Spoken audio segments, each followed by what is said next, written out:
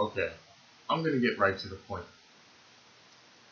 The Pentagon recently admitted that they lost $6.5 trillion. On top of that, the United States just recently gave billions to Israel in military aid. I believe that to be more literal than people may think, and I'll get to that in a second. But it's quite simple. Throughout 300 plus videos on Jamal Page Not Hijack Jet Watkins at Facebook.com, and this will be 25 or 26 videos on Jamal Watkins, plus Morpheus the Nazarene, Jamal Watkins combined with Prince and Pauper. It's real simple. Throughout history, no country ever has won a war, extended or otherwise, against everybody. And when you look at the reality of what a few families have caused since 1988,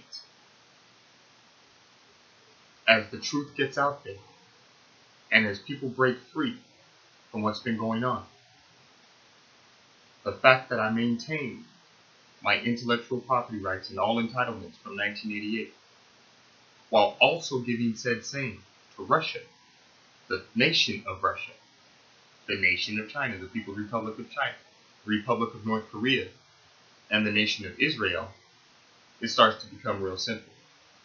After what Russia went through in the 90s, Europe in the 90s, Africa, all the way up till today, the Western Hemisphere, there's a very good chance that $6.5 trillion could be used. You could call it bribe money, hush money, whatever, to prevent the U.S.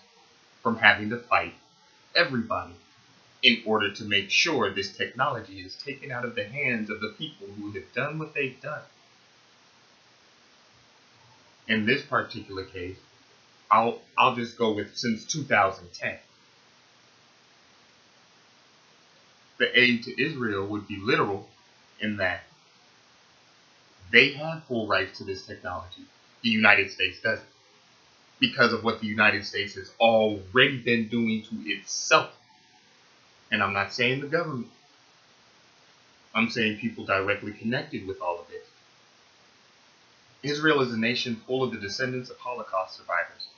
They ain't about to sell that technology to the U.S. or any of its rights. But the military aid will definitely help them in development, so that way they can take the U.S.'s back, since the U.S. has always had theirs. When it comes to the independent and sovereign nations of the Native Americans, because they're included also, they ain't about to sell that to the U.S. Russia's not about to, China's not about to, North Korea's not about to. And there's so many countries and continents that could definitely be thinking to some extent or other revenge. Or, yo, go get it. He didn't give it to us. In the case of, say, Africa, he ain't never gonna give it to us. He ain't even gonna come here unless God sends him. And Black Mafia, the hierarchy from Colorado, is directly to blame for that and much of what they've said in the links. They could be saying, yo, we all gonna come at you. All of us. Worldwide. It's a small world. And we gonna take it. We need some guarantees and some promises that y'all gonna do right by somebody. And they do right by them before they did right by me. One final note.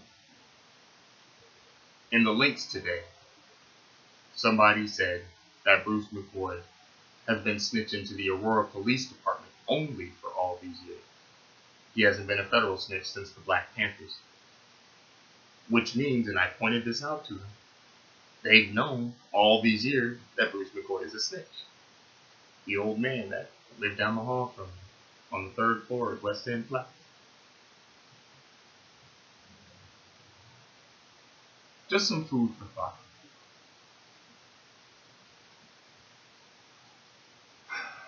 Can't wait to get out of the country and get all this crap out of my brain and body.